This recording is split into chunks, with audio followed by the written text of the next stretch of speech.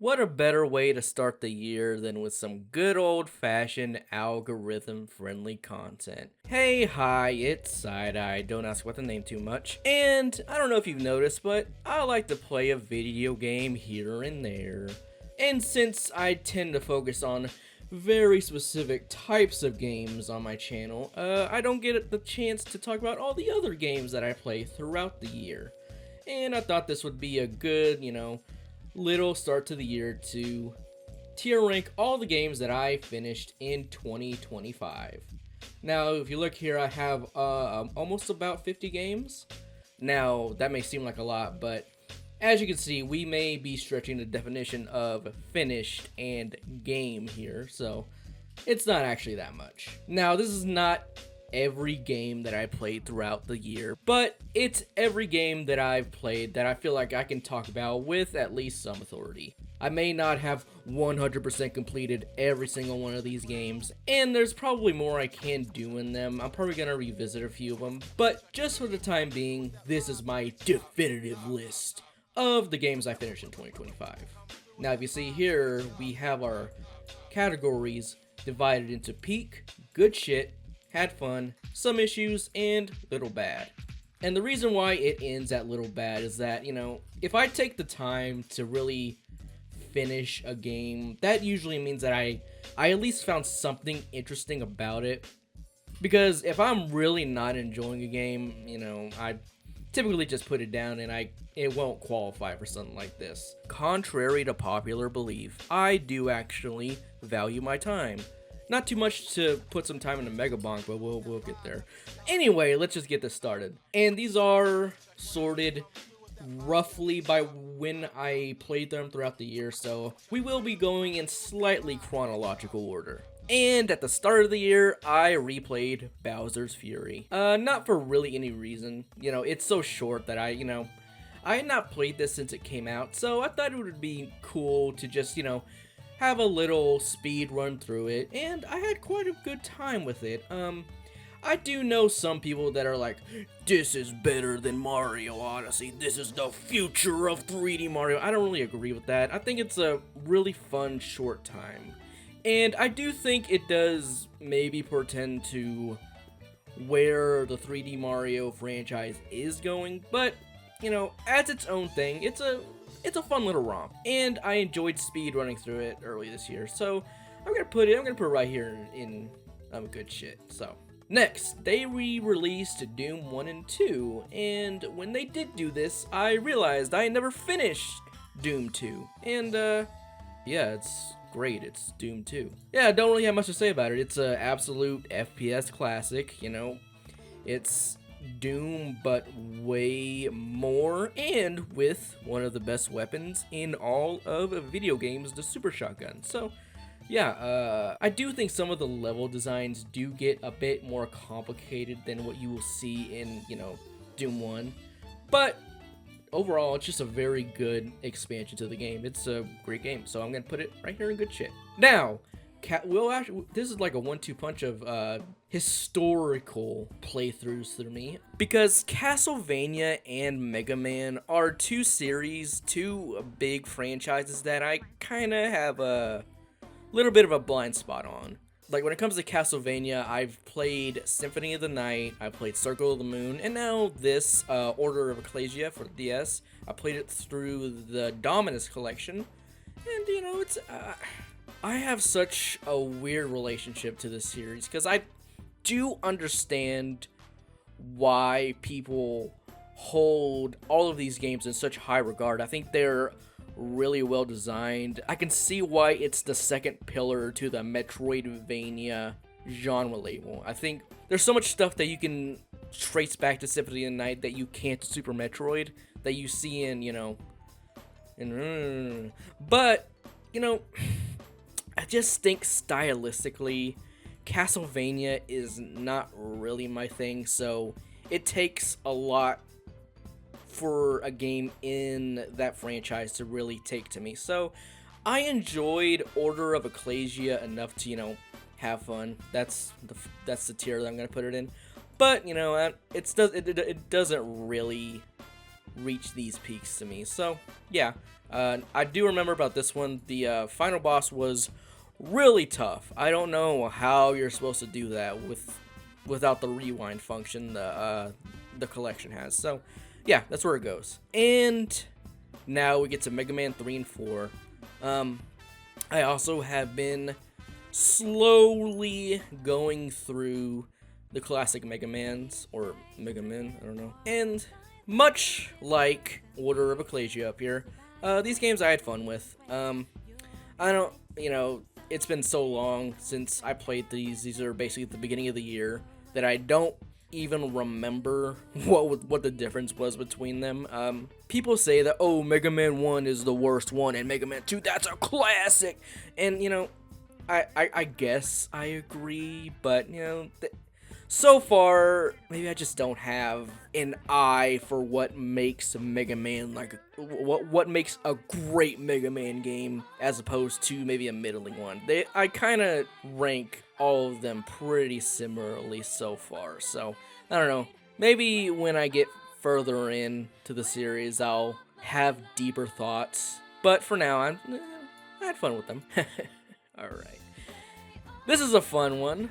Arctic Eggs. How do I even describe this game? Okay, this is an independent game that you can find on Steam. I don't think it's anywhere else, where, you go around, you talk to people, and you cook things for them on a frying pan. It is, I guess if I were to classify it, it's a physics-based arcade game with this really weird post-apocalyptic, or I don't even know what's post-apocalyptic. It's just, it takes place in this dreary, really, I don't know, maybe steampunk world.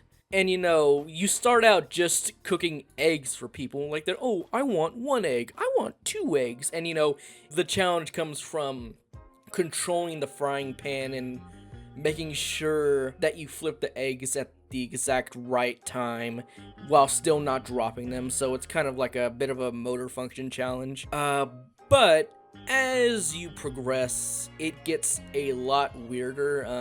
Don't want to spoil things, but yeah, let's just say you end up cooking a lot of things that are not eggs. And I honestly really love this game. It is so weird. It's so strange and unique. I can't not put it in good shit. I really recommend it. If you want just a weird, short indie game, I recommend Arctic Eggs. Oh yeah.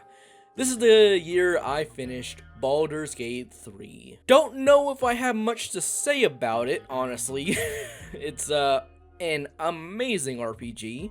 I will say the thing that pushed me over the edge and made me kind of sprint towards the end was the fact that they added official mod support to the PS5 version. So I was able to install the mod that allows you to uncap the party limit. That always sounded really fun, just to have all my different characters at the same time, even though it was pretty overpowered, even with, the mod coming with a thing that increases the overall, just the overall difficulty. It was still, pretty easy, but, it's still Baldur's Gate. It's amazing. I really like the ending. I liked all my choices, because I played through this game as a Dark Urge character, and I was a little incredulous to go that route because I knew that it was going to maybe force me to do things that I wanted. I was going to play Dark Urge like I was resisting against it. I didn't know how much the game was going to facilitate that, but like a good DM in a Dungeons & Dragons game, I was really blown away just how much it allows you to really roleplay and make each run your own. It's not like there wasn't trouble sometimes and that the Dark Urge didn't have me do things that I didn't want to every once in a while, but for the most part I was able to resist it with pretty good success and in a way that made sense within the world.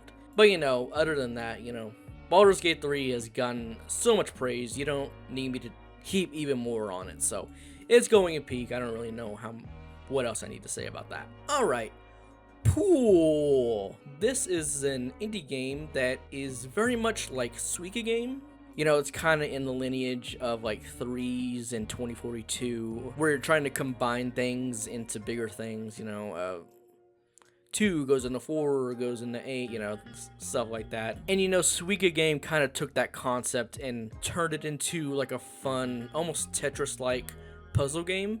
And this game kind of does a similar thing, but it's with pool balls. So what this game is that it takes place on like a pool table, like a billiards table. And instead of like the different fruit in Suika Game, you have like different sized balls, and you're basically knocking the balls into each other like you would on a pool table, and that, you know, they combine and they get bigger and bigger. It's a really fun time. I did 100% complete this game on Steam. It's one of the few games I have all the achievements on Steam on. So yeah, it goes in, had fun. Yeah, I really do recommend it if you're looking for something similar to Suika Game. You know, just to scratch that itch. It's a good time. Now, Donkey Kong 94 for the Game Boy. Okay, so this is a game that I've heard so many things about over the years. I feel like every millennial gamer dude that had a Game Boy in the 90s heaps praise upon this game and hypes it up to such an insane degree. And it finally came to Switch Online this year. And, you know, I kind of booted it up like, oh, okay, I'll play this Donkey Kong game. And, I ended up loving it. I think this is maybe the best platformer on the Game Boy. It's either this or Wario Land 3. I don't know. But yeah, if you don't know what this is the progenitor to, you know, Mario versus Donkey Kong, and, you know, later the Minis franchise. But basically what it is a very good evolution of the original arcade games, you know, sensibilities, where you are kind of going up and down on girders, but it's a lot more of a puzzle platformer with actual levels that have like a surprising amount of depth and are really well considered and well designed.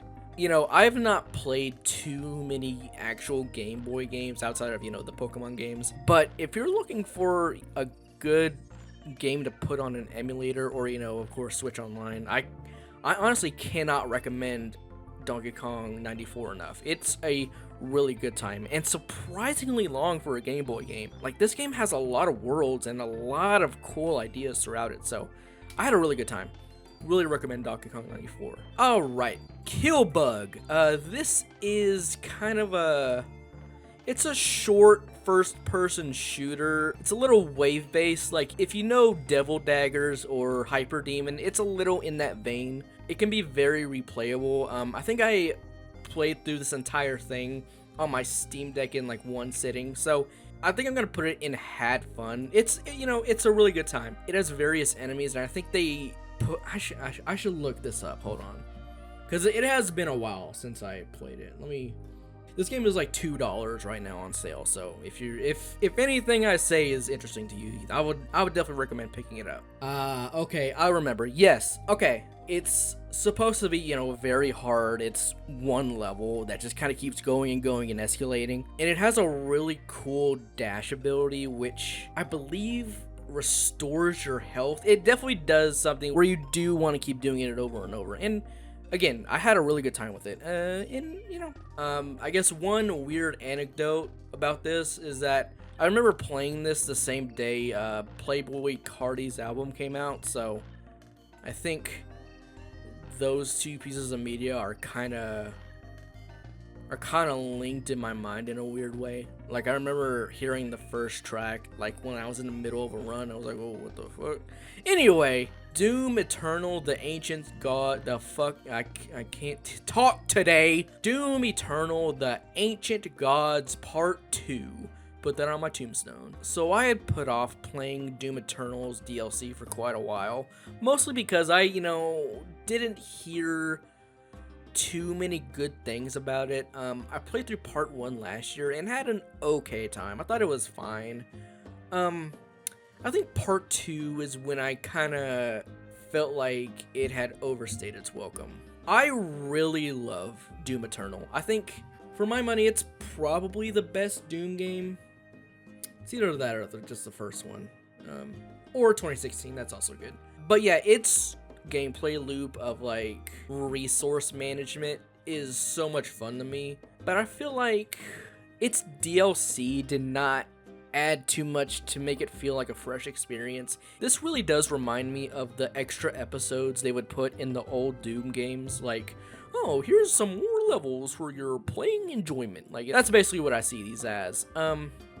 Yeah, at the end of the day, it's more Doom Eternal. It is fun, but I felt like some of Doom Eternal's design flaws kind of shined a little brighter, or I guess duller, in its DLC. So I'm gonna put it, it's gonna be my first some issues. I had an okay time with it, but it's I don't think I'm gonna play through it again. All right, now here we go. Is this our first 2025 game? I don't know, these may be 2025 games, but I think this is our first new notable 2025 game, Nubby's Number Factory. God damn it, I honestly really love this game. So if you don't know what it is, it's basically in the lineage of turning certain gambling staples into a roguelike. You know how Balatro turns poker into a roguelike?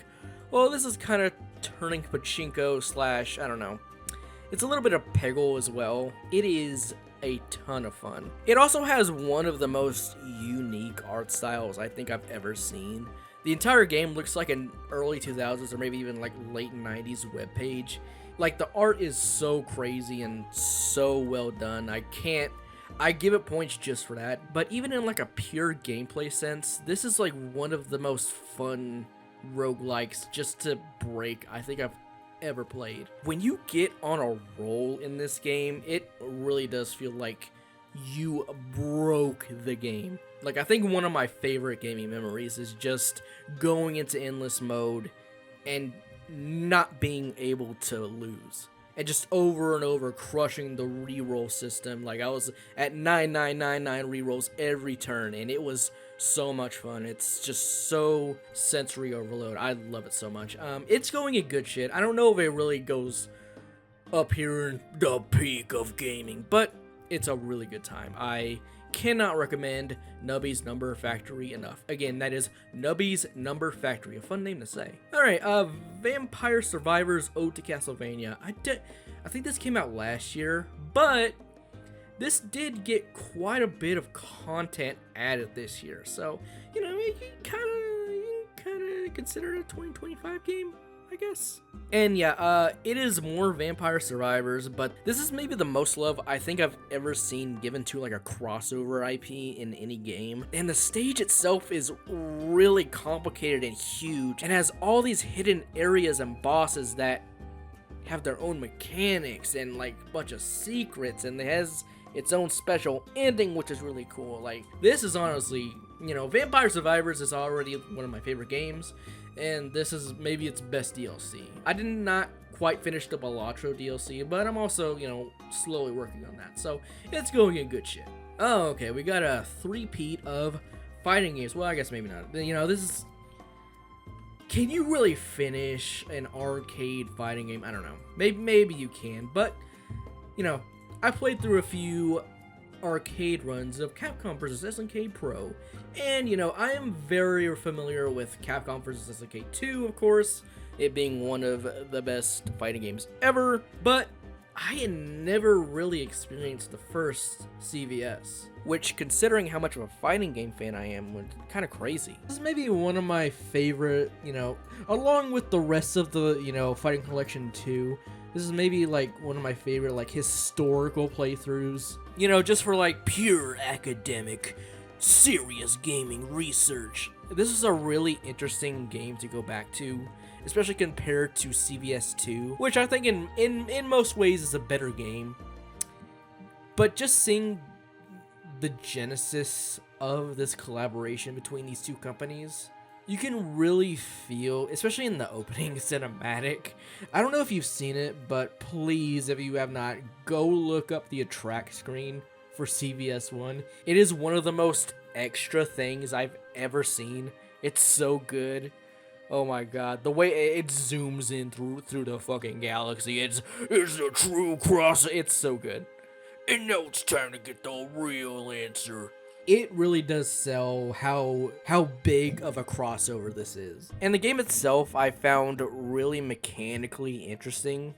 The way it did the groove system and how it's separated by character. Like, oh, these characters are groove 1. These games take up these characters take up 2 slots. These characters take 3 slots. It's a really interesting system that, you know, I think limits the game in maybe a competitive sense, but it's a really cool idea. And, you know, they, of course, expanded on it in CVS 2, and the groove system kind of makes it one of the most replayable and in-depth fighting games ever, and it's one of the best fighting games ever, spoilers. But yeah, just the general aesthetics, the character portraits, the stages in this game are so beautiful, probably better than they are in CVS 2. It's just a really cool game overall, and you know, I may not like it as a fighting game quite as much as CVS 2. I still think it's, I'm gonna, I think I talked myself into it. I was gonna put it in had fun. It's some good shit. If you like fighting games, you kind of have to go back to this. It's an absolute classic. Now, CVS 2, on the other hand, that's just going up there. One of the best fighting games ever made. I don't think that's really all that controversial. You know, this game kind of gained its competitive reputation through the roll cancel system, which is not really even like an intended part of the game, but even if you take that out of it, it is still one of the most in-depth fighting games of all time. In both the groove system and the different ratios you can put the characters in. Like, you can have ratio 4 Akuma, ratio 4 Sagat, or, you know, ratio 3 Terrian, ratio 1 Monkey. That's also a good team. And then you get the groove system, where depending on which groove you choose, you get different moves, different options, different types of reversals, different types of meters, different, you know, types of movement you can do. It is so good. It is so well thought out, and just has one of the best rosters any fighting game has ever had. Even if you are not a fighting game fan, you owe it to yourself to see this game. You know, maybe not even play it. You know, I would recommend playing it, but just see the absolute breadth of options that are at a player's disposal. Even in modern day, in 2025, it is still mind-blowing how much they were able to cram into this game. It is so good. Cannot recommend Capcom vs. SNK 2 Match of the Millennium 2000 to you. And, you know, how I played these games is through Capcom Fighting Collection 2, which, you know, continues Capcom going through its old back catalog of fighting games. You know, the first Fighting Collection had, you know, Red Earth, the Darkstalkers games, which I had a really good time with. And, of course, last year, they released the Marvel vs. Capcom collection, which I think is one of the best collections I've ever seen. I even, 100%ed it. I beat every game with every character, which, you know, I never do with a fighting game, especially these old ones. But I had such a good time just going through each and every game in the series and seeing the evolution of Marvel's collaborations with Capcom. But we're not talking about that. I don't know why I'm going on this tangent. Fighting Collection 2, which, you know, focuses on the CVS games, I guess you can tell by the box art. But it also features quite a bit of other interesting Capcom fighting games, specifically their old 3D games. So games like Project Justice, Plasma Sword, Power Stone, which is really interesting. I've never played a Power Stone game. You know, I don't know why I didn't put it here, but I did also play through both Power Stone games at least once. I would probably put those games in Had Fun. I think they're fun party games. But Capcom Fighting Collection 2, while I didn't spend quite as much time with it as I did with the NPC collection, I still had a great time going through each of the games and kind of going on a bit of a historical journey with a lot of these fighting games that I had not played before. So it is going in good shit.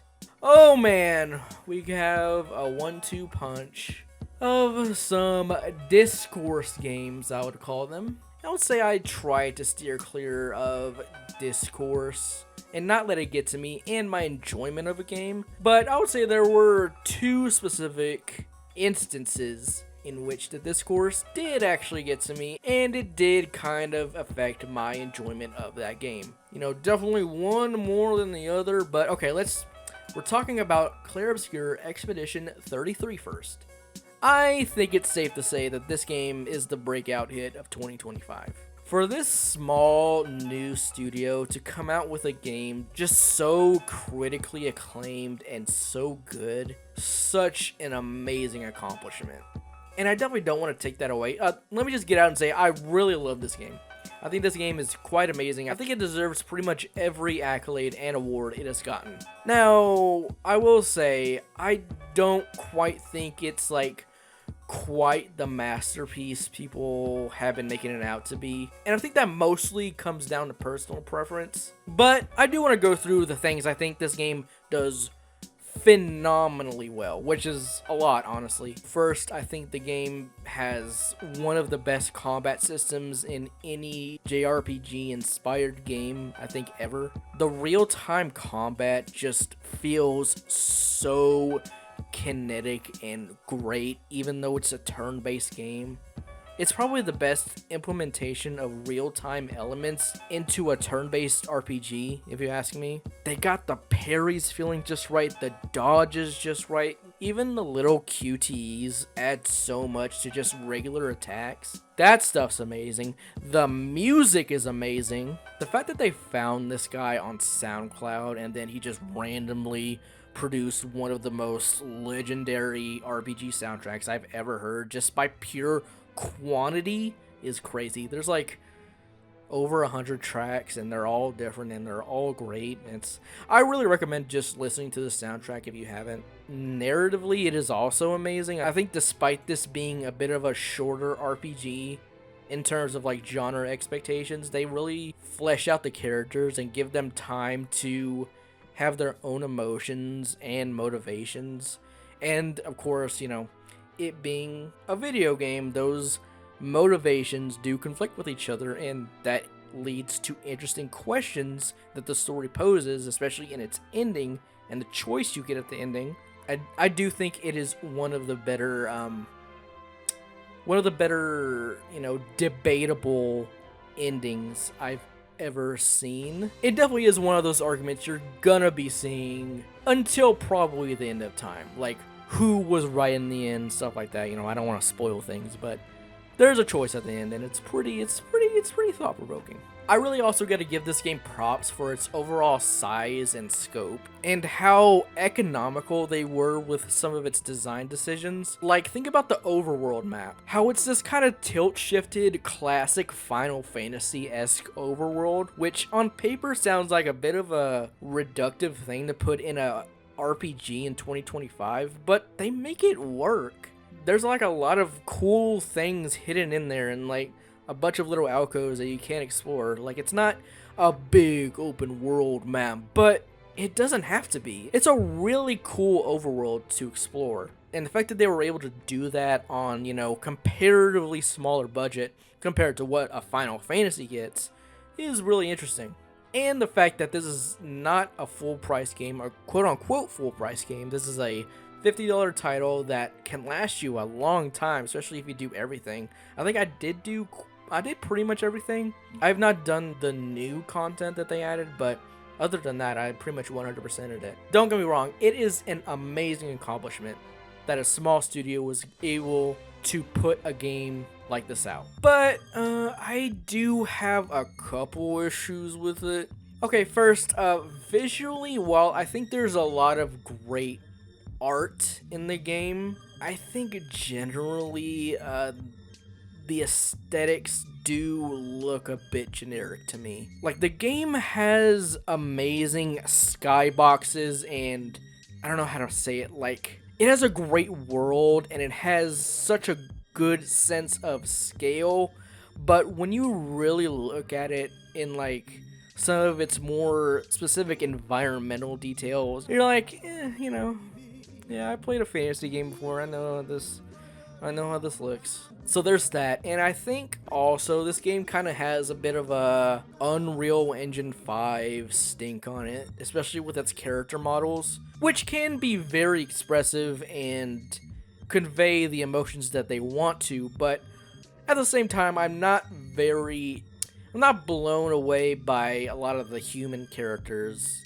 design-wise. I think they look fine for the most part. It is sometimes in their animations where I think you can see maybe the smaller budget peek in here and there. Like, this game has all-time hilariously bad jump animation. If you have not seen it, look up what the jump animation looks when you press the jump button. It is so hilariously bad. So yeah, that's that complaint. And I think also when it comes to the Pictos and Lumina system, there's a lot of cool things about it, but I think in certain ways it kind of gets in its own way. It's a bit cumbersome to really sort through all of these abilities that you unlock. And while it is cool to find all these different combinations and really make your build your own, and how the game facilitates so many different builds. You can even make a build where you don't have to dodge or parry at all. You can basically turn the game into a regular Final Fantasy game. I think there's maybe a bit too many of them, and a lot of them don't really do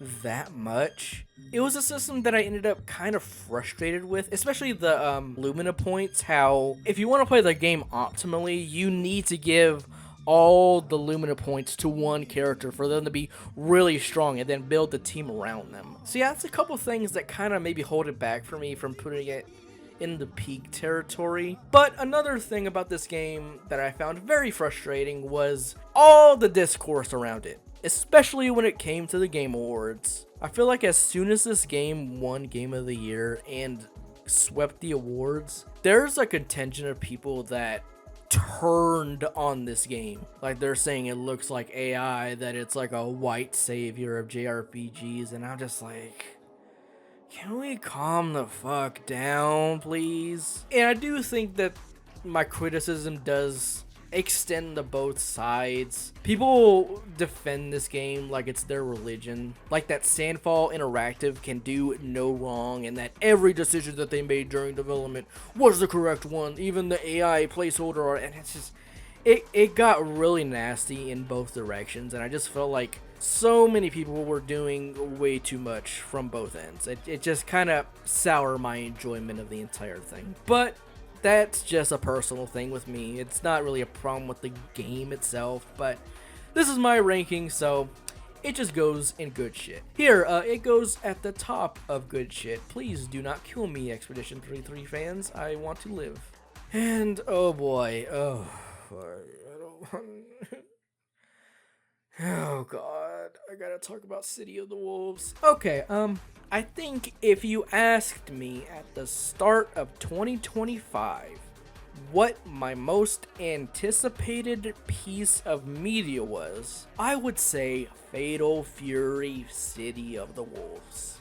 So let me tell you about all the things this game had going for it. First off, it is a sequel to Garo Mark of the Wolves, one of, if not the most legendary SNK fighting games. It was SNK's response to Third Strike. You know how Third Strike you hold forward to parry. This one had just defend, you hold back to parry. It had so much depth to it. It had so much style. It was the world's introduction to Rock Howard, one of the coolest fighting game characters ever. To say that Garo is legendary is underselling it. There's a reason why people still bring up that game. So this game had a lot riding on it, but to be fair, pre-release, it did have a lot going for it. I think graphically, this is probably SNK's best outing, at least in its in their 3D era. You know, I'm not gonna sit here and pretend that it looks as good as like Street Fighter 6, but it kind of never was. That's not, you know, big budget, big realism is not something SNK does really ever. So I think the style that they went with its kind of comic booky, like cell shaded thing, I think it looks really good. I think in terms of a fighting game in 2025, it's a very good deal. You buy the regular $60 version of the game and it just comes with the first season of characters. In terms of cosmetic options, it comes with a color editor for completely free, where you can personalize every character to your liking. It's got good tutorials, lots of single player content, good music, tons of cool lore. They took Chun-Li to the buffet. Holy shit. Holy shit! That's all great. I don't like playing this game at all. This is a very personal thing, but I just do not care for the feel of this game at all. The entire combo system of this game kind of relies on chaining together EX moves, and I don't think that feels all that great. The menus have this weird thing to them where they're like negative edge, and you have to release the button to like confirm your choice, and that sounds like a bit of a nitpick, but when you're in training mode and you kind of have to use the menus to get the exact right setting you want, that little bit of negative edge on the menus makes it feel so bad to navigate the UI. I also don't really think the UI sounds or looks all that great in general, and I do think it's interesting that they tried to make this game a response to Street Fighter 6, a lot like how the original Garo was a response to Third Strike. You know, instead of the drive system in Street Fighter 6, they have the rev system, which is kind of the opposite, where the drive system was a gauge that started at full and you kind of burn yourself out as you used it. The rev system is a gauge that goes up and you kind of overheat, and it's an interesting idea. I just don't think it works all that well. It just kind of seems like a lazy copy of what Street Fighter 6 tried to do, and I think that's mostly the problem I have. It has a bit of an identity issue. There's not a lot that really makes this game its own. It's a lot of older SNK sensibilities kind of put into this pseudo Street Fighter 6 template that kind of doesn't work. I think so far in terms of fighting games, I don't think a single one has really inspired me to pull myself away from Street Fighter 6, and this kind of continues the trend, unfortunately. So all that in itself would probably put it somewhere in probably here in some issues, but oh shit, hold up, oh thank god. Thank god for autosave. Don't get a mouse with the fucking back button, you'll mess up your entire tier list and have to reorder the shit. Anyway, those issues in and of themselves would probably put City of the Wolves in this tier, but ding ding ding, we have our second discourse game. If you don't know, SNK is majority owned by the Saudi government. And if you have been following any piece of entertainment news, I want to just say, this last year, you would know that the Saudi government has been on a purchasing spree in terms of various media conglomerates and corporations. It's an entire thing. They have, they're trying to use their money to, further influence certain types of media. And video games have been one of the bigger culprits. Now, I don't want to get into exactly why this is a problem. You can look it up. You can look up the things the Saudi government has maybe done. Most of it not that great. And I would say this game is maybe the biggest I've seen a piece of media affected by the Saudis' buyout. Maybe only second to professional wrestling, which, I don't really care about. But the couple of clips I've seen don't make it look that great. So yeah, we got that.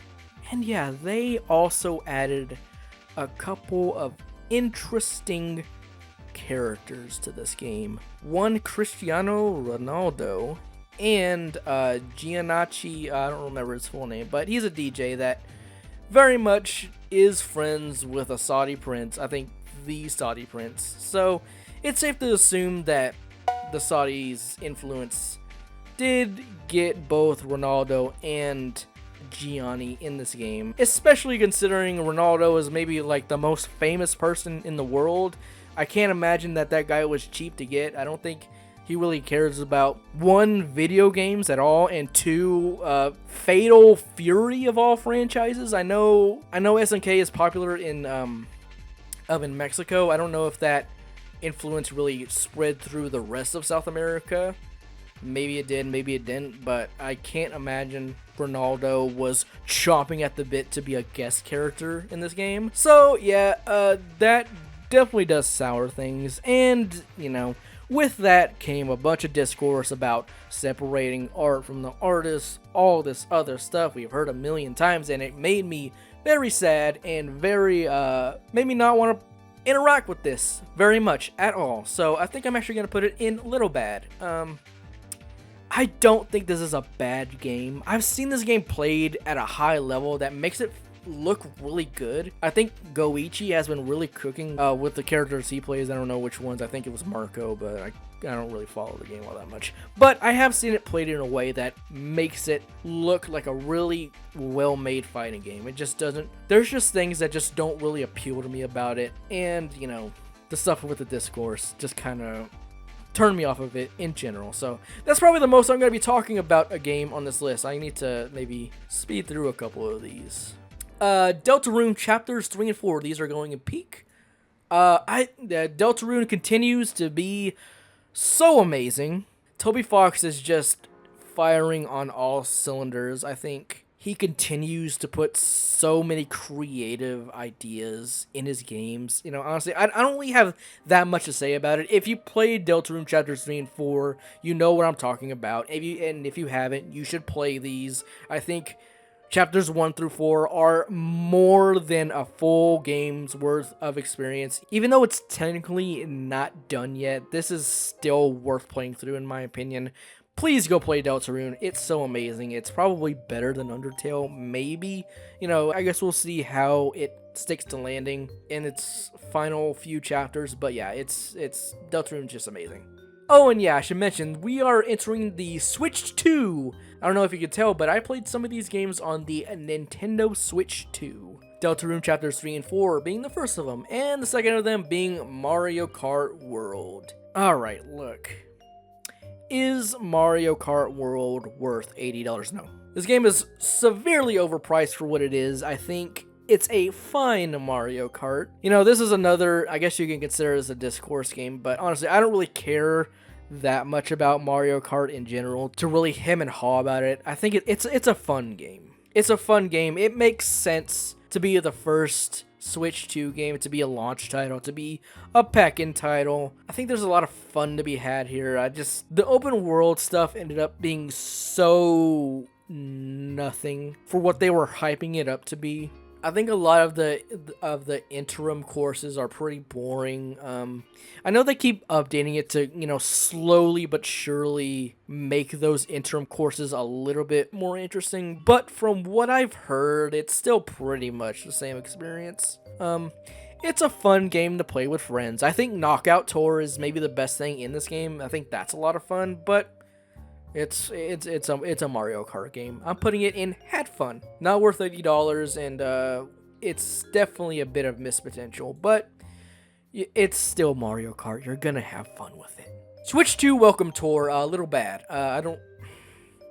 If this game was packed in, it would probably be up here and had fun. I think there's a lot of cool stylistic things about it. I think some of the mini games that were put in it were pretty fun, but they're also still very tech demo-y. I did kind of enjoy the museum quality of it, but at the same time, the fact that they charged money for this and the fact that I paid that money leaves a bad taste in my mouth. And I'm not saying that this would be like a Game of the Year contender if they didn't charge money for it, but it definitely would have helped Nintendo's reputation throughout this year, which was maybe not the best, let's say. Maybe they could have taken a bit of a win instead of being greedy. So for that, I'm putting it at little bad. Okay, so with my Switch 2, I did also get the proprietary GameCube controller, which, you know, I never bought any of the NSO controllers because mostly they were for consoles I didn't really care about, but, you know, me being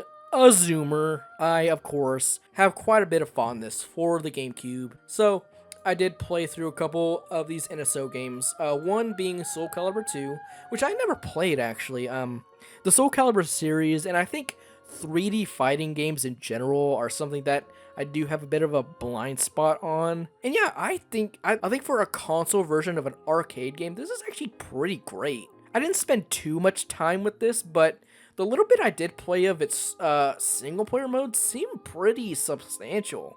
Yeah, I think I'm gonna put it in good shit. I had a lot of fun with this. Ivy's still my main for forever. I love her. Anyway, F-Zero GX. This was another game I had, been hearing hyped up for a long time. I feel like whenever anybody brings up GameCube games and, underrated gems and, "Oh, you gotta play these 4 GameCube games before you fucking die," the F-Zero GX always comes up in that conversation, and yeah, I agree. I think it's a pretty fun racing game, and a very high stress, high difficulty one at that. This game is hard as fuck. I don't know how you're supposed to finish this without the save state feature. That's basically how I was able to do it. But yeah, I had a great time playing through this game, playing through its single player mode. I even like how to unlock the single player levels you have to do Grand Prix races to get these tickets to unlock the levels. It really made me engage with the systems of the game, and I felt like by the time I was done with it, I had actually came to appreciate F-Zero as a franchise instead of just seeing it as, as like a fast-paced counterpart to Mario Kart. I feel like there is a lot more mechanically going on here than maybe you would assume going in. So yeah, it's going in good shit. Hahaha. Alright.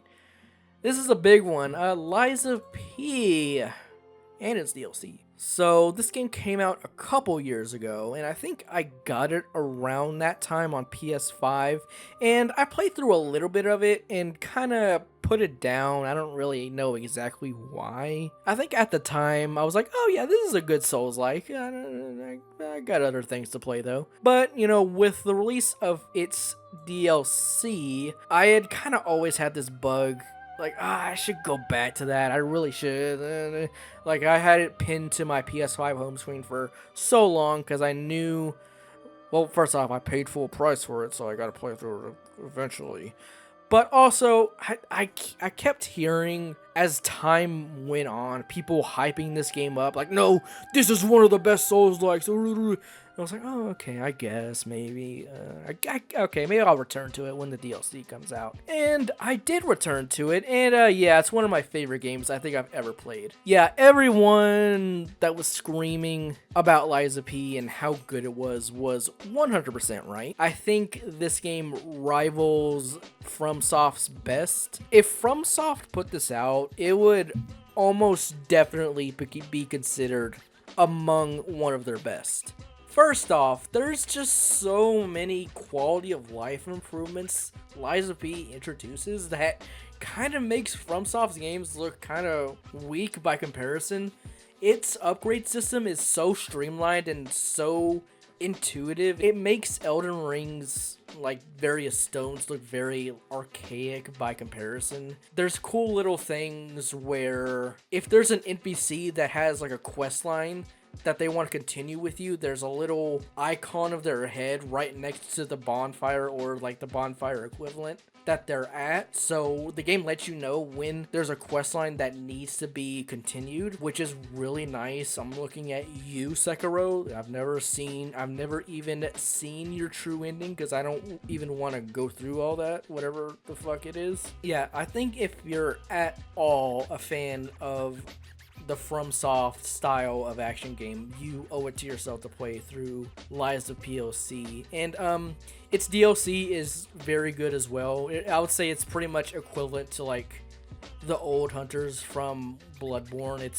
It's about that quality. The bosses are really good. The bosses in the base game are also very, very good. I would say there's a few unconventional FromSoft boss fights in in both the base game and its DLC. But the DLC is also notable for introducing what I think is probably my favorite weapon in any FromSoft game ever. Like, it's not even a competition. It's probably one of my favorite action games ever. I cannot recommend it enough. Hi, welcome back. I had to do a second recording because I talk too much. Anyway, let's do Donkey Kong Bonanza, and that's just going to peak. If there was ever a good reason to get a Nintendo Switch 2, it is Donkey Kong Bonanza. This is a fantastic platformer done by the same team as Mario Odyssey, and of course other Mario games. And this being the big, the first big Donkey Kong 3D platformer ever, I think they did such a good job differentiating this between 3D Mario. This is not just a 3D Mario game with a Donkey Kong skin over it. They really took the qualities that make Donkey Kong unique and built a whole unique 3D platformer around it, especially when it comes to the terrain destroying, using Donkey Kong's big arms to just punch through the entire environment, and there's a ton of little secrets hidden in the world that you have to dig for, and there's terraforming elements. Everything gameplay-wise is just so well thought out. And then stylistically, I think this has some of the best animations that have ever been in a Nintendo game. And Nintendo games are already pretty well known for having great animation work, but even just like the little expressions Donkey Kong has really makes the character feel alive and feel like a decent refresh of the character, as opposed to the rare version that we have been seeing for years and years, which could be pretty expressive, but over the course of Bonanza, you just see so many little differences in this new iteration of Donkey Kong. It really does feel like this game is the start of a brand new thing for Donkey Kong. But also another aspect I really appreciate about this game is that it does not just fully throw away all the other Donkey Kong stuff to come before it. There was a surprising amount of rare DNA in Bonanza. When it comes to like the googly eyes on the fractoids and the thing, I'm not gonna spoil it, but if you know, you know. The fact that they were able to strike such a perfect balance between honoring this character's past while still starting something new, it just really blew me away. I think the music is great. The game performs really well. It's a really good showcase for the Switch 2 with all the terraforming. It has one of the best finales to any Nintendo game ever. I think the final hour of this game was like some of the most I had ever smiled while playing a game maybe in my entire life. It is so good. Compared to Mario Odyssey, I still do think I prefer Odyssey just as a straight platformer. I will say, while Donkey Kong Bonanza is an amazing game, due to the terraforming elements, I do think some of the platforming sections do kind of suffer by just the consequence of that's not really the main goal. The main goal isn't pure platforming, it's more of like a environmental puzzle game, but that does not take away from the fact that this is still an amazing game and it's going in peak, one of my favorites of the year. And also this year I decided to randomly play through Blasphemous 2 and its DLC. Now, I have had the Blasphemous games talked up to me for years now, and I did play the first one when it did come out, but I did have some issues with it. The main one being that I encountered a soft lock bug that did not get patched for months, and by the time I had finally come back to it, I wasn't really interested. I had moved on to other things, so I kind of just never really went back to it. But I thought I'd try again with Blasphemous 2, since I had heard from a few sources that this is like one of the best modern Metroidvanias. And while I did really enjoy this game, enough to complete it, enough to basically scrape the map, I don't really think it's a weird situation. I think combat-wise and, just generally exploration-wise, it is a really well-designed game with amazing animation. Like, if you've never seen the Blasphemous games in motion, it has some of the most fluid pixel art I have ever seen. And yeah, while it is a very solid Metroidvania in its own right, I do think some of the enemy design and enemy patterns are a little too, I don't know, maybe like old school for my liking. You know, for as beautiful and, you know, kind of bespoke a lot of the stuff in this game is when it comes to its animations and its setting, I feel like a lot of its enemy patterns are really kind of designed like a classic Mega Man, where it feels like they just copy pasted enemies all over the map, and it doesn't really feel, there's a bit of a disconnect. Like if it looked and was kind of designed in a way where it was kind of like a classic Mega Man, it would make sense. But since the world is so beautiful and the game plays so well, and it's kind of going for a bit of a Soulsborne kind of thing with its world, it kind of feels a little, I don't want to say lazy, but it's a bit disappointing that its enemy placements are the way they are. But with that being said, you know, I still did play through this game to completion, so I think the base game is going to be going in good shit. And Mea Culpa, it adds the weapon from the first game back into it, while also having like a couple extra bosses, a whole new area. It's more Blasphemous 2. I didn't really feel like it was a necessary addition, but it was fun enough, so I'm putting the DLC in had fun. Alright, Luck Be a Landlord. This is a game I had been hearing things for kind of a few years now. If you don't know, this is a roguelike deck builder, and I would put this in the category of a genre deconstruction game. Whereas this game is all mechanics. Stylistically, this is like one of the most bare bones looking games I've played in a while. It might as well be a spreadsheet. Like, basically what it is that you get a bunch of tiles that you put into the slot machine goes around, and whatever tiles you land on, it triggers that effect to make you gain money so that you cross the money threshold before the end of the round. It is very simple, like almost to the point where you don't really even need the graphics at a certain point.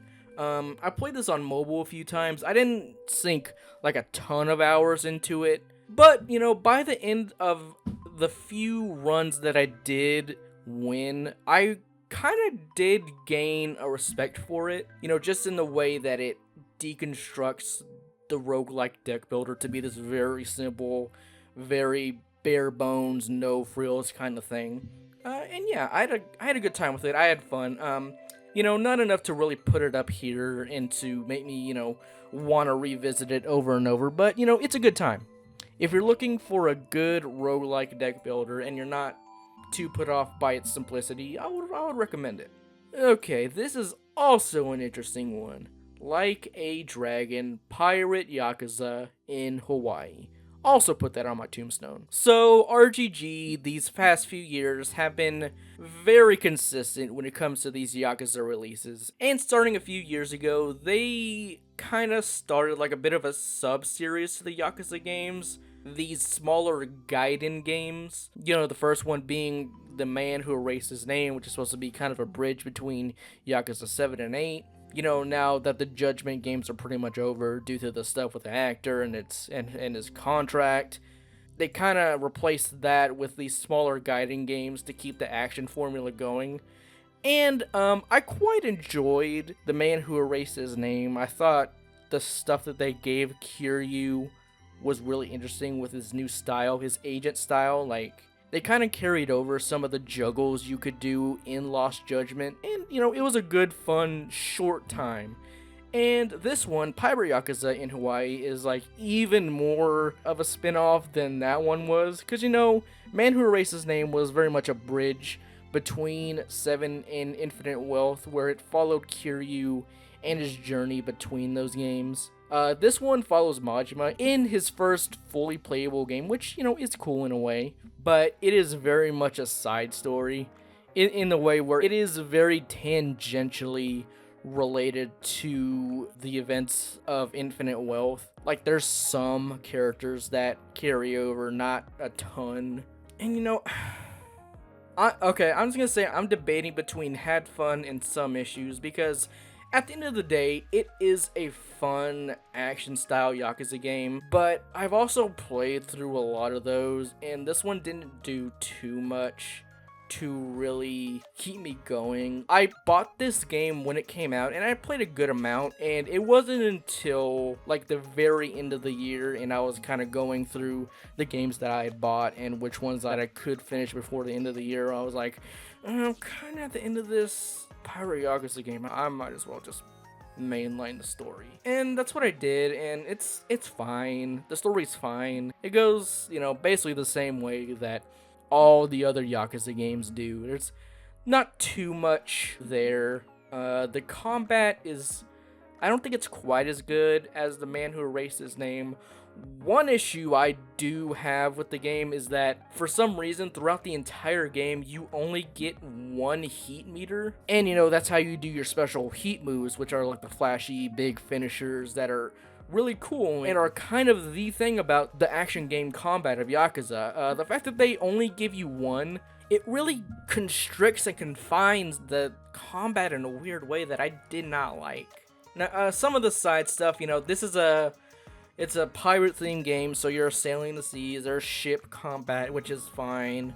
I don't know, a lot of the stuff in this game I would classify as fine. Yeah, I mean, I did have fun with Pirate Yakuza, but am I gonna be thinking about it in a year? Probably not, especially with Stranger Than Heaven on the horizon. I'm very excited for that game. This is very much just a stopgap game for the Like a Dragon franchise. I'm gonna leave it in had fun. I did have fun with it. It's a good enough Yakuza game, but that's pretty much it for me.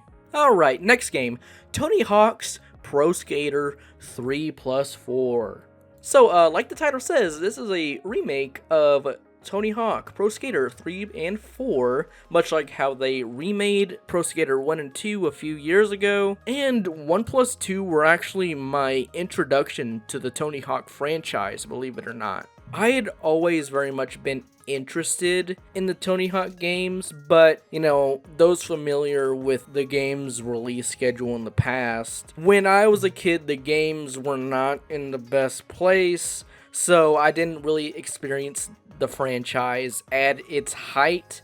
So the 1 and 2 remake really made me appreciate just how fun these games are and what makes them so good and so legendary and why they're so revered to this day. I really loved Vicarious Vision's reimagining of those games, and if you follow the game industry you would know that Vicarious Visions is no longer a thing, or if they do exist, they have been totally subsumed into the Call of Duty mines for forever, because we cannot have good things in this industry. So when they announced Tony Hawk's Pro Skater 3+4 was being done by another developer, Iron Galaxy, I was a bit skeptical. I had played through 3 specifically after 1 plus 2 just to see, and I really did love it, but I was less familiar with 4, and that was the thing I was most interested in, because what little I had played of 4, I knew that it was not quite the same structure as the past games. Instead of having one level with a 2-minute timer and all these goals, the levels were bigger and they had NPCs spread around the map that had individual missions that you would do, and those missions had their own goals and their own timers, and it was kind of a more open thing. So them remaking 3 and 4 together always seemed like a bit of a weird choice. Like, you understand why, because last one was 1 plus 2. Okay, so this one's gonna be 3 plus 4, but these two games don't go together quite as much as 1 and 2 do, where those are very much still in the classic Tony Hawk formula. And there was quite a bit of controversy when it came to how they handled the 4 levels, where they had the same maps, but they did redo the goals to fit more into the classic 1, 2, and 3 formula. And I very much understand where that concern comes from, especially if you played Tony Hawk 4 when you were younger, and you know those maps inside and out, and you know how they are very much designed around the mission structure of that game, and trying to cram the original formula doesn't really work because they're kind of bigger and they're more spread out, and the maps don't lend themselves to the 2-minute timer quite as much.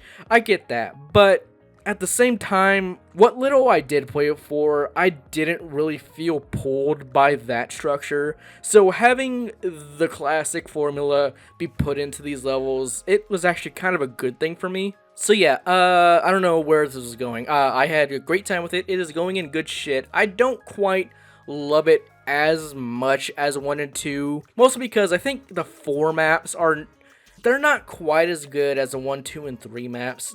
A couple of them are kind of stinkers for me. But, you know, it is still Tony Hawk. It is still amazing. Just, you know, getting your combo up and, you know, finding all the gaps, getting all the goals, finding all the secrets. It's still a great time and a great remake. It is, contrary to my worries, it is still a worthy successor to the franchise. And it is definitely not as bad as Tony Hawk 5. Alright, Monster Train 2. This is a sequel to the original Monster Train, which is a rogue-like deck builder. Take a drink. Yeah, I never played the original Monster Train, and I was very interested to. It just was something that I never really got around to. I'm very familiar with Slay the Spire, and I really like that game. And this game is very much in that vein where you pick a hero, or in this game's case, a faction that has its own abilities, and you pick cards that kind of synergize with your faction's abilities, stuff like that. There's a bunch of charms, a bunch of different bosses to challenge you from run to run, a bunch of little upgrades. It's a good time. I do feel like, you know, it is funny to compare this to Luck Be a Landlord, where this game is very simple, almost to a fault. I would say this has maybe the opposite problem, where it's kind of complicated to a fault. Not so complicated, but it does get kind of overwhelming with information when it comes to, okay, this faction has this specific status buff that is unique to them, and, you know, you pick a secondary faction and they have their own thing, and this charm does this. Alright, this card kind of synergizes with your hero. This card doesn't really. Okay, I gotta purge this card, I gotta upgrade this specific stat on this card, and I gotta dispel it. It does get a bit overwhelming, and that is kind of the point, but at the same time, it didn't really drive me to come back again and again and again. And there's plenty of progression there. You can unlock a bunch of different difficulties, a bunch of modifiers for your run. You can decorate the train. There's different, you know, train hearts that have their own special abilities and stuff. It's a good time. It's going in the tier above Luck Be a Landlord, just because of how much more it does, and it's overall a more interesting game. But, you know, it doesn't really hit the peaks of the top tier, so it's going in good shit. I'm starting to think I like video games. And speaking of video games, this is my game of the year. I kind of wanted to start there because, let's be honest, this game has been talked to death. Probably, you know, the second most talked about game of the year, other than, you know, Expedition 33.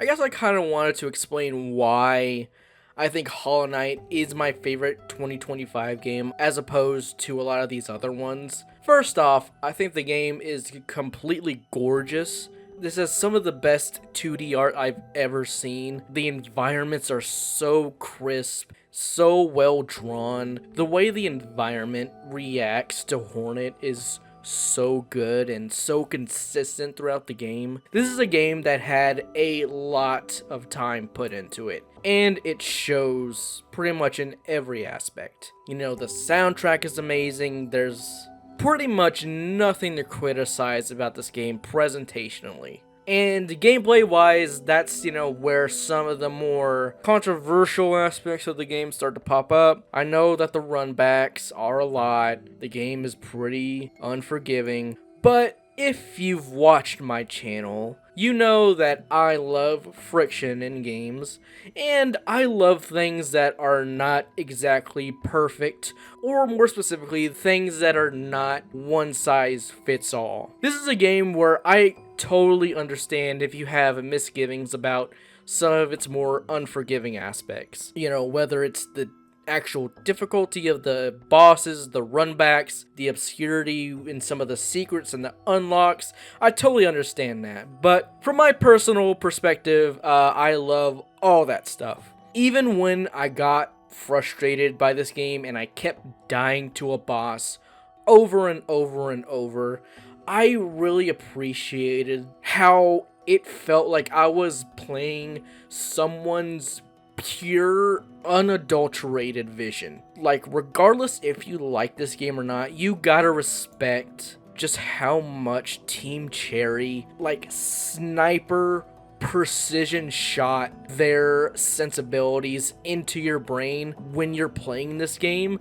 I don't think I've ever felt like I was having a conversation with the people that made a game quite like how I felt when I was playing Silksong. And it's funny, I did go back to the original Hollow Knight some, and by comparison, it is a more simple game. And you can tell how much they have grown since making that game by a lot of the little decisions. The fact that there's quests in this game, and they don't quite function the same way quests do in other games. Some quests have permanent ramifications. You know, don't want to go into spoilers, but it's just so well thought out. This is a game that is not afraid to be itself, and I value stuff like that more than almost anything else in, you know, just media or art in general. I had so much fun building my character. I love that they basically gave you different movesets to play around with to really make your Hornet your own. I had a ton of fun exploring, finding all the puzzles out by myself, finding all the fleas, doing all the little challenges. I cannot really say I played a better game in 2025 than Silksong. And I think I'm gonna leave it at that. It's my favorite game of the year. Everything else you could say has basically already been said. Alright, next game, Megabonk. This is a Vampire Survivors-like, but it is in 3D. So you have full 360 control of your character, you can jump and everything. I do not like this game. It's going a little bad. Alright, so first off, I don't really care for many Vampire Survivors-likes in general that are not Vampire Survivors. I feel like that game has had so much added to it that whenever I try to play another game in the genre, it just kind of feels maybe a bit lacking compared to that. And I don't really think the 3D stuff really lends itself to the genre all that much. I think the thing that makes Vampire Survivors so great is its simplicity. I feel like trying to add stuff to the formula kind of misses the point in a lot of ways. And Megabonk specifically, I don't like its tone. I think its humor is kind of lame. So I beat a few runs in an afternoon. I had an okay evening with it, you know. If you're into the Vampire Survivors type of game, you're not gonna have like a bad time, but just me personally, I didn't really feel like continuing with it.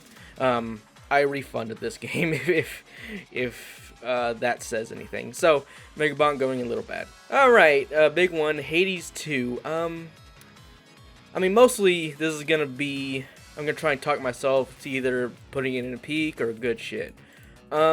Here's the thing, Hades 2, much like Hades 1, is one of the best playing roguelikes I have ever played. And you know, in Hades 2, they added so much more stuff when it comes to its progression. There's a whole resource gathering subsystem, there's tools you can use, there's animal companions, you know, light spoilers, but there's a second route that you can go on. You can go up instead of down. And gameplay wise, I do think Malinois is a very interesting character to control as opposed to Zagreus. You know, Zagreus is very much a bruiser, where his entire thing is rushing people down, using his multiple dashes, getting in, getting out. That's the entire combat loop of Hades 1. And in Hades 2, it actually switches things up by having her being a little bit more of a mage and having a mana system and having to charge these separate special attacks, and her builds kind of revolve around that. I think it's a very interesting type of sequel where it's not necessarily better or worse playing, it's just a different flavor, and that's kind of my preferred way to do a sequel. Not to say that there aren't just straight up upgrades in Hades 2 compared to Hades 1. I think the soundtrack is better. I think overall it looks better. I think I like the characters better. In almost every aspect, I prefer Hades 2, except for when it came to the conclusion of the game. For some reason, when the game came out, the ending felt very rushed. You know, I don't want to go into spoilers, but for those that did finish it, you will know that, you know, Malinois kind of took a back seat in the ending, and the finale didn't really depend on her all that much. Now, post-release, they did update the game to have a better ending, but that put a lot of people in a weird situation, like me, where they had already finished the game, experienced the ending, and the way they did it was a little sloppy. They basically put a new incantation in to revert to just before the ending, or just before the last few runs that you have to do. And to this day, I still have not gone back to see what the new ending is. So that is disappointing. I wish they had taken a little bit more time, you know, delayed the game maybe by a month or two to just have the game come out in that finished state with its ending. But other than that, I loved Hades 2. It's one of the best playing roguelikes on the market right now. You can't really do too much better than Hades 2. Yeah, I'm still trying to decide whether to put it in good shit or peak. So another thing I will say is that I did play a lot of this through early access, and it was very interesting seeing the game evolve over time and the smart little additions that they would put in. Like, the resource gathering got way overhauled over the course of the game. When it first launched in early access, you could only collect resources of the tool that you had equipped at the time. So you could go through runs without ever, you know, mining rocks or getting plants or whatever. So that was a smart decision. There was a bunch of other small changes that they did that I thought really improved the game and kind of made it a lot more streamlined. You know what? I made my decision. It's gonna go in good shit, just because the ending stuff and kind of the rushed feeling of it made me not want to put it up here in this territory, but it is going right beside Expedition 33. I'm gonna order the tiers later, because there's some that I want to put higher than others, but we'll do that in a second.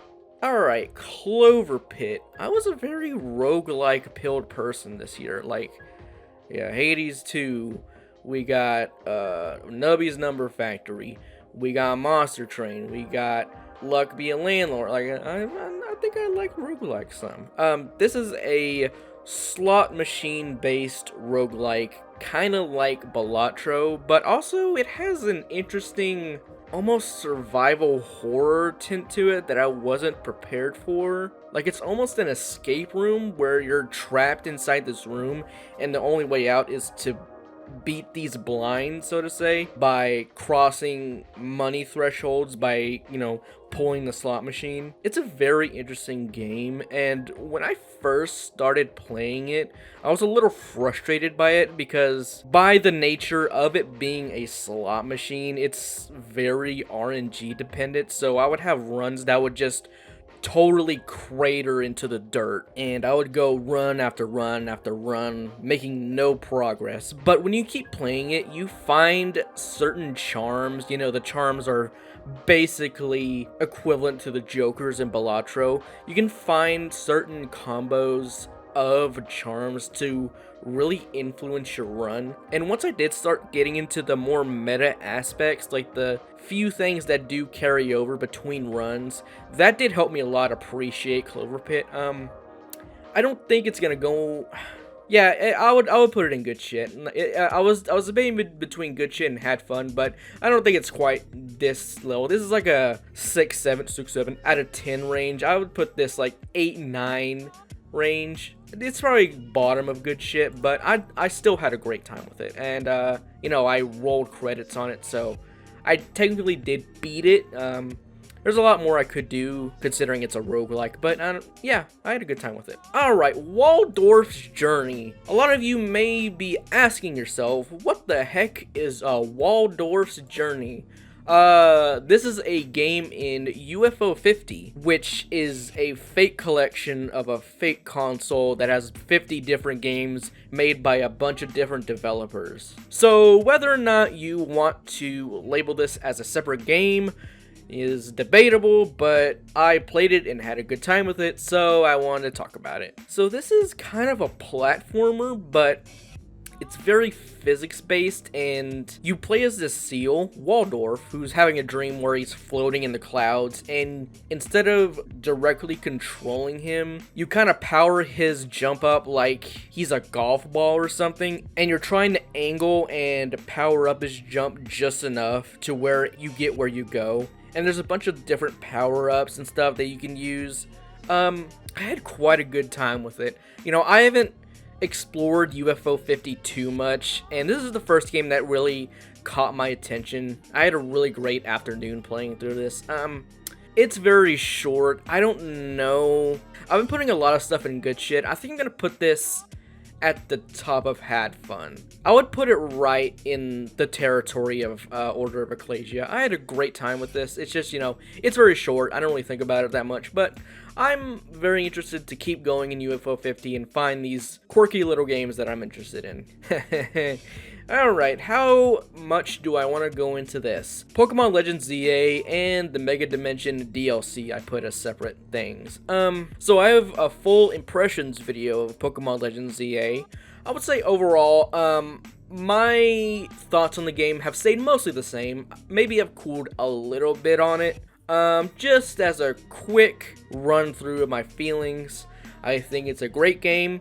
I think the combat system is the best Pokemon has ever had. I really like the characters. I think the setting of Lumio City is mostly successful. The game runs and looks okay. You know, the more time has gone on since the release of this game, I have come to acknowledge the more unpolished aspects of Legends ZA. While it is technically the most impressive game we have seen in the Pokemon franchise in a long time, especially on Switch, that is still not saying much, especially compared to a lot of other games, not even AAA games, but, you know, a game like, whatever. I don't want to compare too many things, but you can... If you played any other game in 2025 and you play Legends ZA, you would definitely see a difference in scale, in perceived budget, and just like an overall technical showcase. Which I don't think Pokemon needs to be some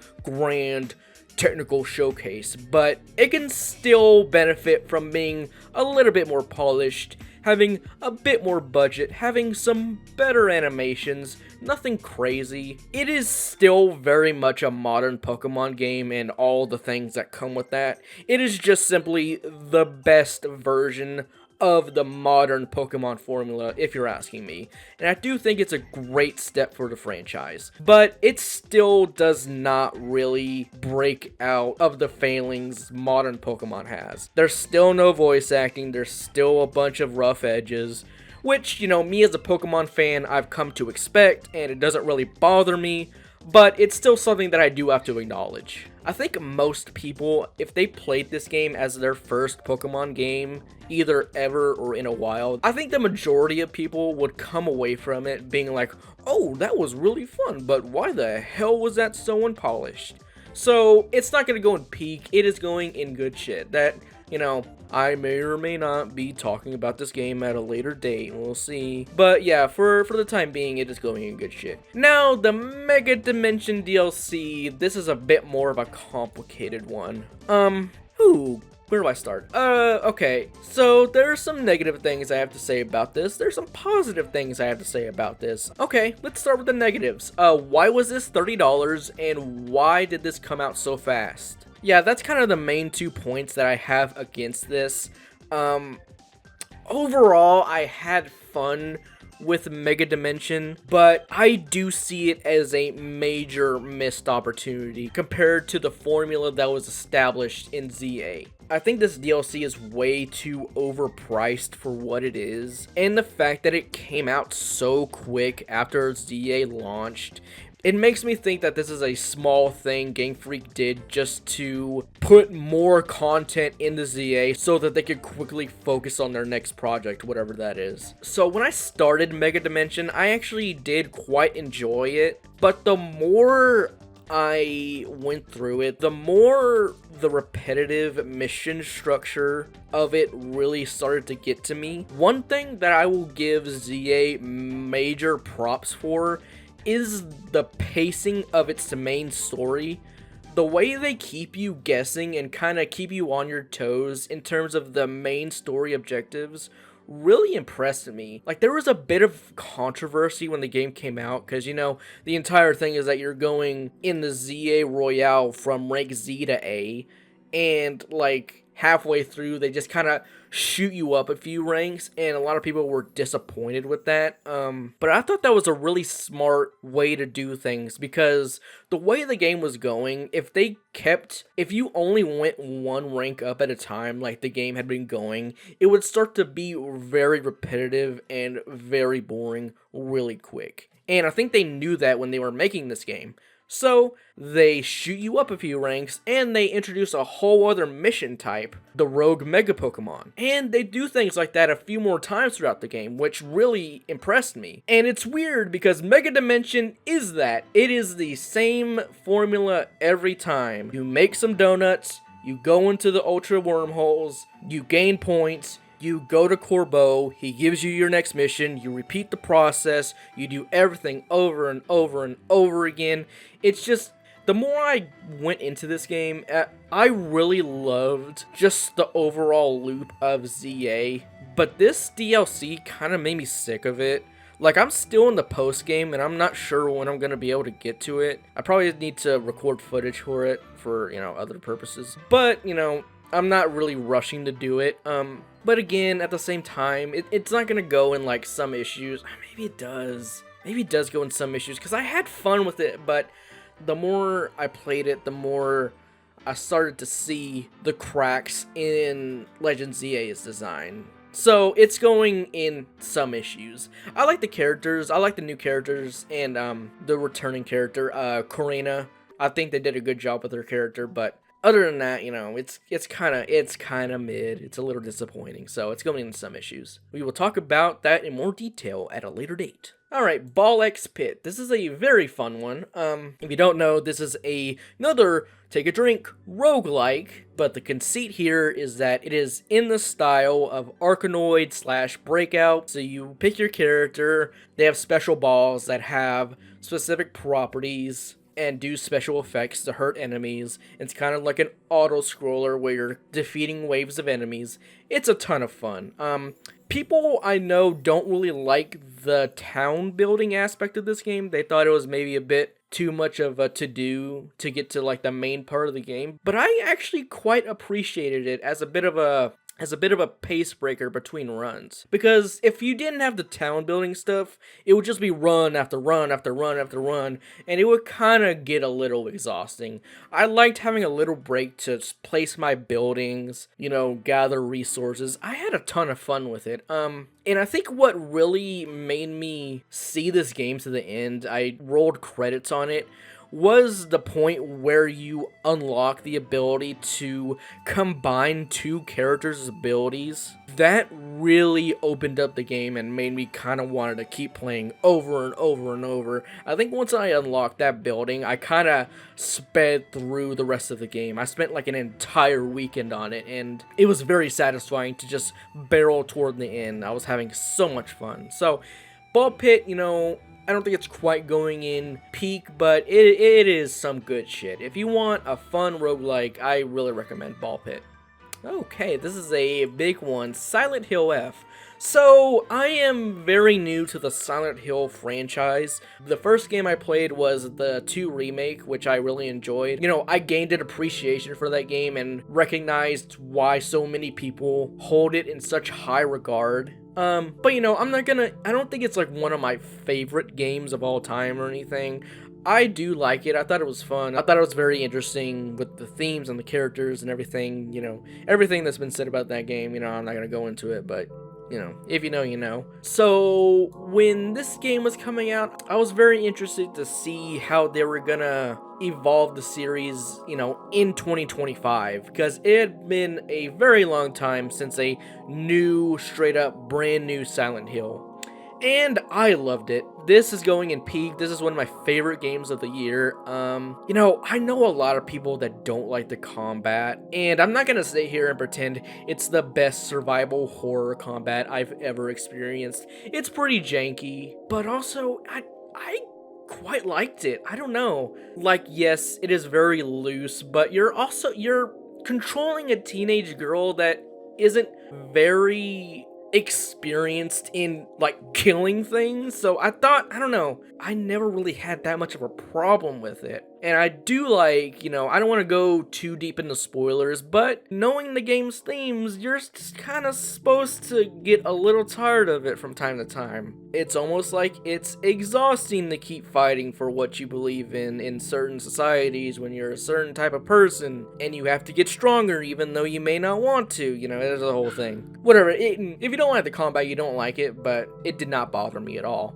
And then when you get to the story, it is like one of the most effective horror games I think I've ever played. I got the 3 main endings, so I did 3 playthroughs, and seeing the different playthroughs play out really made me appreciate what they did with Hinako and her story. You know, this game, if I was to put it very simply, it would be very much about free will and doing what you want to do despite literally every other force in your life telling you that you need to be this one thing, and if you're not this one thing, you're basically useless. But Hinako is so determined, it really drives home the point that you can make the life that you want to, despite the various forces that do not want you to live that life.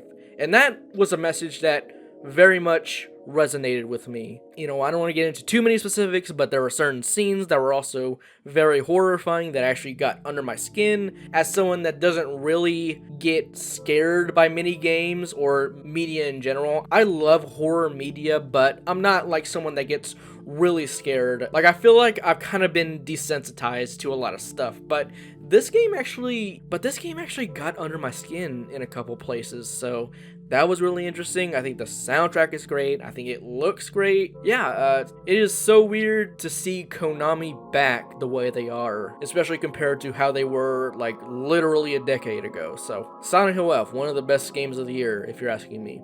Alright, this is a fun one. Lumines Arise. So, if you don't know what this is, it's Lumines, the old PSP puzzle game, made by the developers of Tetris Effect, which, if you have not seen that, it's basically Tetris, but with this synesthetic, very music-oriented wrapping around it. And when this game was announced, this just seemed like one of the biggest layups I had ever seen. Lumines was already very based in its music, so the Tetris Effect developers doing this game just seemed like it would be the perfect fit for it, and that's exactly what happened. This is a great game. I don't even really have that much to say about it. This game got announced, I was like, oh, okay, that's gonna be great. I know exactly what that's gonna be, and I played through it, and I was like, yep, that's exactly what I thought. It was great.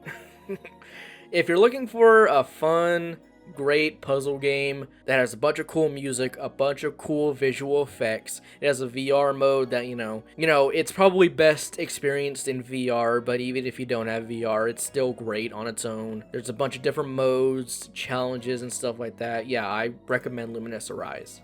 Alright, Dispatch. This is a game done by Telltale developers. It is a game that is very much in that same mold. You're making choices, and those choices affect your relationships with other characters, all that cool stuff. It's based around superheroes with like a bit of an irreverent tone, a la Invincible or something like that.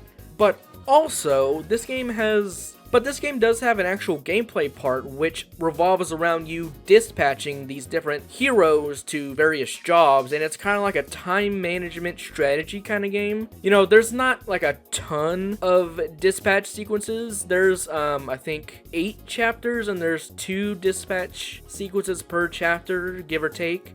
I thought this game was great. It's weird. When I finished this game, I think I would have maybe put it in peak, because I had a great time with it. I loved all the characters. I thought the dispatching was really great. I even liked the small hacking mini game. But after I finished it and I saw the different routes you could take, I did kind of cool off on it when I discovered that there's not that much variance between playthroughs.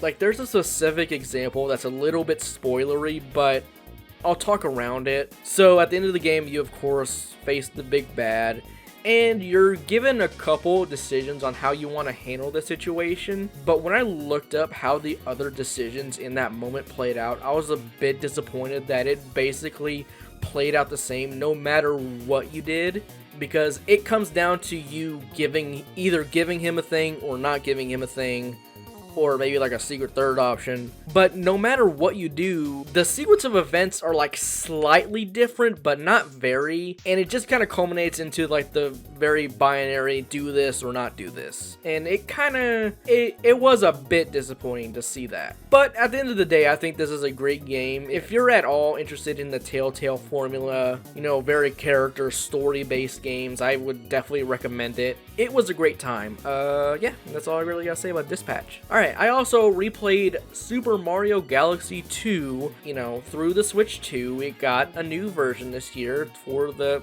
whatever anniversary that's happening. You know, the movie's coming out, and it's an amazing game. I don't really it is going in peak.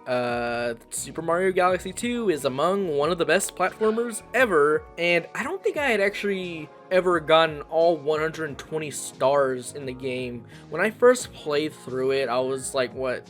When it come out, 2011, so I was 11. I must have rented it. I couldn't imagine, you know, in that 1 week I had the game, I would have gotten all 120 stars. So it was a ton of fun doing that this year and finally seeing all of what this game had to offer. I didn't do all the green stars. That's gonna be like a bit of a, maybe like a side project on the side whenever I'm feeling like playing like a 3D Mario game. But you know, Super Mario Galaxy 2, it's one of the best 3D platformers ever. I would say it's better than Galaxy 1. I think it just has more ideas. There's so much more going on in the levels. Maybe presentationally, Galaxy 1 does clear, but gameplay-wise, I definitely do prefer Galaxy 2. Okay, we got a 1-2 punch of Pokemon Pinball games. So, at the end of this year, I ordered myself an AYN Thor. If you don't know what that is, it's basically an Android emulation device, but it is very much formatted like a 3DS. And I never owned like a dedicated emulation device ever in my life, because most of them are targeted to people that are more older than me, so they had been styled like a Game Boy or like an early Game Boy Advance, which I thought was cool. But the fact that I was able to have like a small, powerful emulation device that could play basically any console, while also having the dual screen stuff, which I love dual screen gaming. Yeah, that's a thing that, you know, next year, I bet I'm gonna be playing and beating a lot more of these smaller games that I had always kind of wanted to play through or replay from my childhood. And these 2 Pokemon Pinball games have always been on my radar. I just never really had the chance to boot up an emulator and play through them, and I had a great time with them. You know, the first one is on Game Boy Color. I would put it in had fun. It's, you know, a very simple pinball game with like a catch mechanic for the Pokemon. You know, for a Game Boy Color game, it actually does look pretty good. Yeah, it's a fun little Pokemon spinoff. But Pokemon Pinball Ruby and Sapphire, ooh, this was my shit for a little while. So for the most part, it is pretty similar to the original, but Ruby and Sapphire has this whole Gen 3 sheen on it, and by virtue of it being on the GBA, visually, I would say it looks really great. Like, I think the sprite art particularly is amazing. And this one has 2 different, actually no, I think the original Pinball does have 2 boards, but there's more variation between the 2 boards in this one. And the boss fights, I was not expecting this game to have like really good boss fights, but the ones with Groudon, Kyogre, and Rayquaza were actually really fun. Again, these are both very simple pinball games, but they're a ton of fun. If you have never played them, I really do recommend them. Alright, Sektori. This is a twin stick shooter, kind of in the vein of Geometry Wars, but with some very light roguelike elements attached to it. I didn't spend too much time with it, but the few runs that I did beat, I had a lot of fun with it. I think it's a great time. It is a game that you can very easily get lost in, just like you're locked in trying to dodge all the enemies, you know, much like how you would in Geometry Wars. I'm a little torn between had fun and good shit. I'm gonna put it in good shit. It's a great time. If you're looking for a great twin stick shooter, I really recommend it. It has a fun, unique mechanic called, I don't know what it's called. It's Dash? What is it called? Oh, fuck. What's it called? Whatever. It has a move where you pull one of the triggers and you dash, and you can kind of chain those together. And I think that's kind of where some of the more complicated and intricate parts of the game are. Like, if you want to get like a really high score, that's what you have to do. There's a ton of different modes. The music's great. All that stuff. It's a great time. Oh, this is a fun one. Post Void. I want to issue a quick warning about this game because I may be showing footage of it. Epilepsy warning. If you are at all sensitive to flashing lights, I would not look at the screen, or maybe just turn off the video. This is a short boomer shooter with one of the craziest aesthetics I had ever seen. It is saying that this is an acid trip is an understatement. It's super hyper, it's super violent, it's so crazy. I think I played this one night all in one sitting, and it is like one big acid blur to me. I had a ton of fun with it, but again, I beat it in one night. I don't think it's gonna quite go in good shit because I'm not even fully convinced that this game is real and that I didn't just make it up. It is. If you're looking for something that is just so visually overstimulated and crazy, I could not recommend Post Void enough. I don't think you could really ever do any crazier than this. So it's going in good shit. I mean, had fun. Alright, we are almost to the end of the list, and when it comes to the games that I actually finished in 2025, we are done, but I did want to put Metroid Prime 4 Beyond here because while I did not finish it, I am finished with it. I think this game is a little bad. Yeah, so I am not too familiar with the Metroid Prime series. I am much more familiar with the 2D games, which I love all of them pretty much. Even the first two. Yeah, I know it's weird. But when they remastered Prime 1, I played through it for the first time, and I fell in love with it. That one playthrough made me open my eyes and made me see why so many people put Metroid Prime at such a high pedestal. The exploration was great. The atmosphere, the music, the way they did the power-ups. It's the Metroid formula, like, almost perfectly translated into 3D. And I kept waiting for them to remaster the other two before 4, but that never happened. I may just go through those in an emulator at a later point, but I decided to just jump into Prime 4 when it came out, considering it was a very hyped game, 7 years of development, all that, and yeah, I did not care for it. There's a bunch of stuff I could say about this game, but at the end of the day, I didn't beat it because I just was really bored. I got like halfway through the lava area, and I think that's really when it set in that the game wasn't really gonna surprise me at all. Once I met like my third crew member and I was going through the motions again by, okay, I gotta escort them to the safe zone and they're gonna stay in the safe zone and I'm gonna and I gotta turn the power on. There's so much turning the power on in this. Too much of this game revolves around a character waiting for you to turn the power on that it was driving me crazy. And I think the death nail in it really was watching Nero's video on this, and seeing that I was basically already past the best part of the game, and that the conclusion of the game was very disappointing. That kind of made me lose all interest, so I'm planning on selling my copy and not looking back. I mean, it's kind of a shitty thing to say, but I just don't have any interest in going back to it. That's kind of the starting into it, unfortunately. I don't think it's a bad game. Overall, it does have the atmosphere and like the core gameplay that made Prime 1 so great. It's just so many things around it are just not interesting decisions. The desert isn't interesting. The crew members are not interesting. The motorcycle, in theory, is interesting, and I think visually it's cool, but at the end of the day, you don't really use it for much outside of gaining these crystals that are not in any way interesting to collect. It did not keep my interest. That is basically all I have to say about Metroid Prime 4. Beyond. What does that subtitle even mean? And with that, we are finally done with our tier list for 2025. Here, let me order these two real quick. Alright, I think that looks about right. Maybe, yeah. I would say that's good. Anyway, if you made it to the end of this long-ass video, I don't even know how long this video has been. It's definitely over an hour. I really do thank you. And if you did make it this far, I would like to know, what were your favorite games of the year? It doesn't even have to be a game that came out this year. I would like to know. Anyway, I think that's a... wait, hold on. I made a huge oversight. Yeah, I gotta fix this real quick. Okay, I'll be right back. I gotta fix this. Much better.